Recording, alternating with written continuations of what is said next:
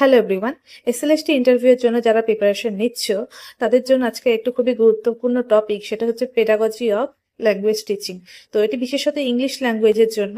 তো ইন্টারভিউ এর জন্য যে সমস্ত গুরুত্বপূর্ণ প্রশ্ন হতে পারে এই পেডাগজির ওপর, মানে বিশেষ করে ল্যাঙ্গুয়েজ টিচিং এর ওপর, তো সেগুলোই আজকে আলোচনা করব। এবং আজকের ভিডিওটি কিন্তু পার্ট 1। তো পেডাগজি নিয়ে আরো কিছু গুরুত্বপূর্ণ প্রশ্ন থেকে যাবে, সেগুলো কিন্তু পার্ট 2 তে ডিসকাশন করব। আমি আগেও বলেছি যে মূলত এখানে কোশ্চেন অ্যান্সার গুলি মানে কোশ্চেন অ্যান্সার আকারে আলোচনা করব। মানে প্রশ্ন জিজ্ঞাসা করলে বা অ্যান্সার দেওয়ার যে বাচনভঙ্গি, সেই হিসেবে কিন্তু আমি এখানে আলোচনা করছি না। কারণ আমাদের এখন মূল উদ্দেশ্য ইন্টারভিউ এর আগে প্রস্তুতি হচ্ছে কতটা পরিমাণে আমরা বিভিন্ন বিষয় থেকে জ্ঞান অর্জন করতে পারি, ঠিক আছে।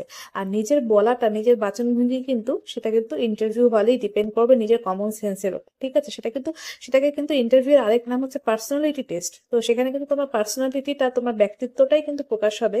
কাজেই এই মুখস্থ করা বিদ্যা কিন্তু কাজে লাগবে না। যতটা জ্ঞান বা যতটা নলেজ তুমি এখন নিতে পারছো নিয়ে নাও, ইন্টারভিউতে কিন্তু তোমার সেই পার্সোনালিটি বা তোমার ব্যক্তিত্বই কিন্তু আসল ভূমিকা পালন করবে। তো প্রথম কোয়েশ্চেন হচ্ছে, what is the difference between language learning and language acquisition? তো ল্যাঙ্গুয়েজ লার্নিং আর ল্যাঙ্গুয়েজ অ্যাকুইজিশন আমরা যখন বিএড করেছি, তো এই বিষয়গুলি বারবার আমাদের কানে এসেছে। তো এখানে ইংরেজি এবং বাংলা দুটোতেই বলা রয়েছে। এখন এক্সামিনার মানে যে ইন্টারভিউ যে বোর্ডের যে সদস্য থাকবেন, তিনি বাংলাতেও কোয়েশ্চেন করতে পারেন।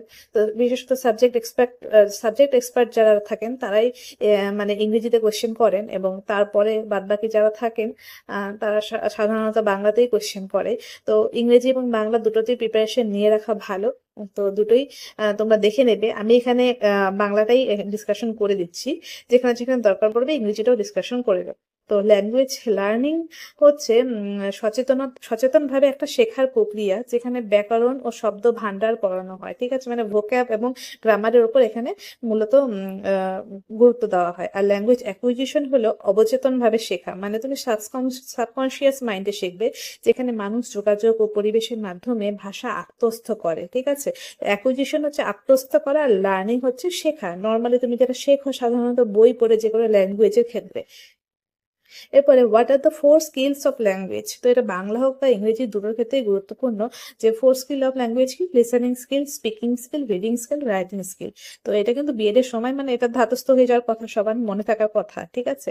এরপর হচ্ছে, what is communicative language teaching, যেটাকে সংক্ষেপে বলা হয় সিএলটি, ঠিক আছে। তো এই সিএলটি কি? সিএলটি হলো এমন একটি শিক্ষণ পদ্ধতি যেখানে শুধু ব্যাকরণ মুখস্থ করানো হয় না, মানে এখানে গ্রামারের উপর খুব বেশি জোর দেওয়া হয় না। এখানে শিক্ষার্থীদের বাস্তব জীবনের পরিস্থিতিতে ভাষা ব্যবহার করার দক্ষতা গড়ে তোলা হয়, ঠিক আছে। এখানে কোনো রকম মেমোরাইজিং পাওয়ারের উপর কিন্তু জোর দেওয়া হয় না। এটাই হচ্ছে সিএলটি। তারপরে, what is the role of teacher in a communicative classroom? তো এখানে কিন্তু কোশ্চেনটা এখানে সাধারণ প্রশ্নের আকারে দেওয়া রয়েছে। ইন্টারভিউ হলে কিভাবে তোমাকে প্রশ্ন করবে? তোমাকে প্রশ্ন করবে যে তোমার একজন শিক্ষক হিসেবে তুমি কমিউনিকেটিভ ক্লাসরুমকে কিভাবে পরিচালনা করবে, বা তোমার রোল কি হবে। তো সেখানে বলতে হবে যে অ্যাজ এ টিচার আমি এই জিনিসগুলো করব। তো এখানে বলতে হবে the teacher acts as a facilitator, guide and motivator. তো এখানে বলতে হবে যে as we know the teacher acts as a facilitator, guide and motivator. তো যিনি কিনা মানে নির্দেশদাতা বা বক্তা নন, তিনি একজন সহায়ক ও পথ প্রদর্শক, যিনি শিক্ষার্থীদের মধ্যে যোগাযোগ এবং অংশগ্রহণের পরিবেশ তৈরি করে। তো এটা হচ্ছে সিএলটি এর, মানে অ্যাজ এ টিচার সিএলটি কিভাবে তুমি করে তুলবে। তারপরে, what is the importance of formative assessment in language teaching? তো এটা একটা সাধারণভাবে এটা জিজ্ঞেস করলে করতেই পারে বিএড এর টপিক থেকে। যেমন ফর্মেটিভ অ্যাসেসমেন্ট বলতে কি বোঝো? তো ফর্মেটিভ অ্যাসেসমেন্ট শিক্ষককে শিক্ষার্থীর অগ্রগতি নিয়মিতভাবে পর্যবেক্ষণ করতে এবং তাদের প্রয়োজন অনুযায়ী শিক্ষণ পদ্ধতি পরিবর্তন করতে সাহায্য করে, ঠিক আছে। তো একজন শিক্ষার্থীর কতটা প্রোগ্রেস হচ্ছে সেটা কিন্তু এই বিষয়ে এই ফর্মেটিভ অ্যাসেসমেন্ট দিয়ে আমরা বুঝতে পারবো। তারপরে, what is the difference between accuracy and fluency in language learning?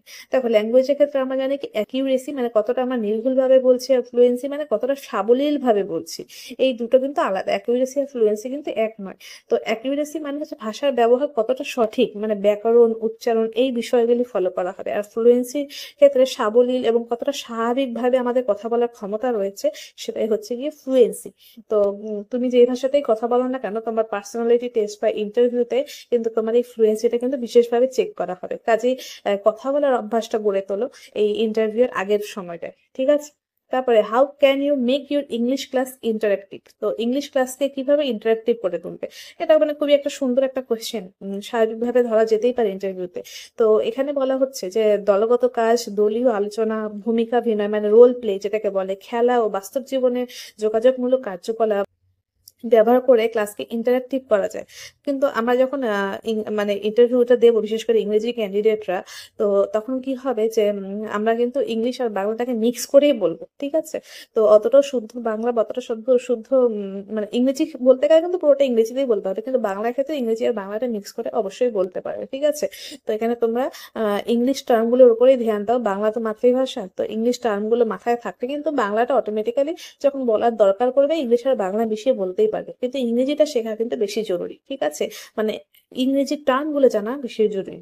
তো এরপরে what is learner centered teaching important, sorry, why is learner centered teaching important, তো এই লার্নার সেন্টার টিচিং কেন গুরুত্বপূর্ণ, মানে শিক্ষার্থী কেন্দ্রিক, শিক্ষক কেন্দ্রিক নয়, ঠিক আছে। আমরা বিএড সময় বারবার পড়েছি যে শিক্ষার্থী কেন্দ্রিক টিচিংটাই কিন্তু বেশি গ্রহণযোগ্য, ঠিক আছে। শিক্ষক কেন্দ্রিক শিক্ষণ সেই আগেকার দিনে হতো, বর্তমান পর্যায়ে এটার কোনো গুরুত্ব নেই, এটাকে মান্যতাও দেওয়া হয় না, কারণ এর শিক্ষার্থীর প্রয়োজন, আগ্রহ, সক্রিয় অংশগ্রহণের উপর জোর দেয়, যা শেখার আগ্রহ ও ফলাফল উভয় উন্নত করে, ঠিক আছে।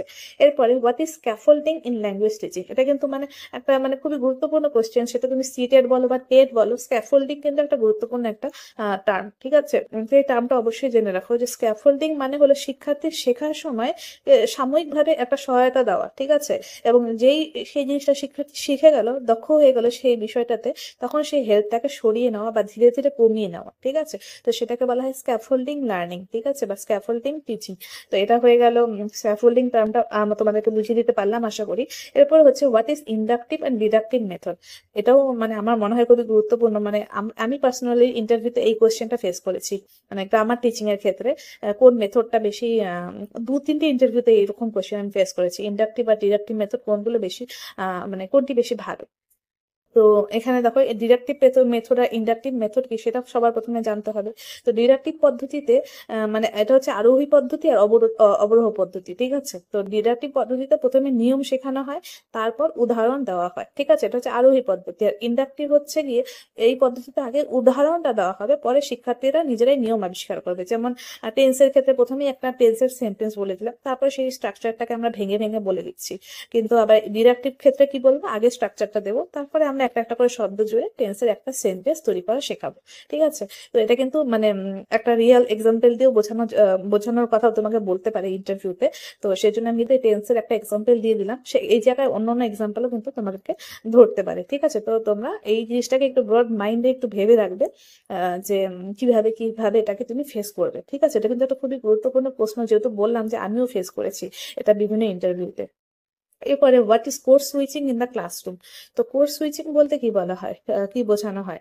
তো course switching means shifting between two languages, ঠিক আছে, to make learning easier for students, মানে ধরো বাংলা আর ইংরেজি তো দুটোকে মিলিয়ে মিশিয়ে অদল বদল করে মানে পড়ানো, ঠিক আছে। তো এটাই হচ্ছে কোর্স সুইচিং, ঠিক আছে। এটা একটা গুরুত্বপূর্ণ টার্ম, যাতে শিক্ষার্থীরা সহজে বিষয়টি বুঝতে পারে, সেই জন্য কিন্তু মানে মাতৃভাষা বা ইংরেজি সেকেন্ড ল্যাঙ্গুয়েজ দুটোই কিন্তু মিলিয়ে মিশিয়ে ইউজ করা হয়, বিশেষ করে ইংরেজি পড়ানোর ক্ষেত্রে, ঠিক আছে। যেহেতু ইংরেজি আমাদের ভাষা না, এটা সেকেন্ড ল্যাঙ্গুয়েজ, ইংরেজি শিক্ষার ক্ষেত্রে কিন্তু কোর্স সুইচিং এই টার্মটি ইউজ করা হয়, ঠিক আছে।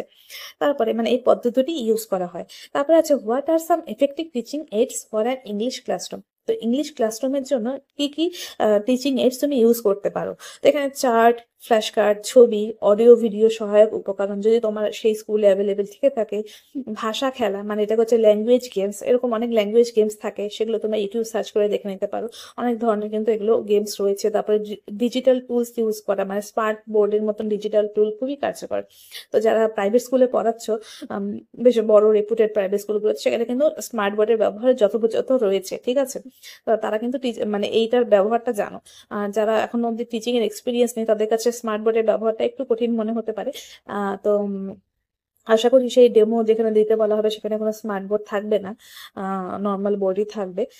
তো মানে স্মার্ট বোর্ড যদি সেই স্কুলে প্রোভাইড করা হয়ে থাকে, সেইভাবে তোমাদের অ্যান্সারটা বলতে হবে যে সেই স্কুলে যদি স্মার্ট বোর্ডের ব্যবস্থা থাকে বা ডিজিটাল ক্লাসরুমের ব্যবস্থা থাকে, তো আমি সেগুলো সহায়তা নেব। এবং তো এইভাবে কিন্তু অ্যান্সারটা করতে হবে। তারপরে তোমাকে কোনো টপিক দিয়ে দিতে পারে, যেমন তুমি ক্লাস 9-এ ভয়েসটা পড়াবে, তো ভয়েসের জন্য কি ধরনের টিএলএম ইউজ করবে, কি ধরনের টিচিং এইড ইউজ করবে, এই কোয়েশ্চেনগুলো কিন্তু করতে পারে। তো এই টপিকের উপর পার্ট 2 এর উপর আরো কিছু কোয়েশ্চেন আমি নিয়ে আসবো। এই ভিডিওটি ভালো লাগলে অবশ্যই like and comment and share করবে, এবং তোমরা যদি চাও তোমাদের পছন্দের আরো কিছু টপিকের উপর ভিডিও হোক, তাহলে কিন্তু অবশ্যই কমেন্ট করে জানাবে। Thank you so much.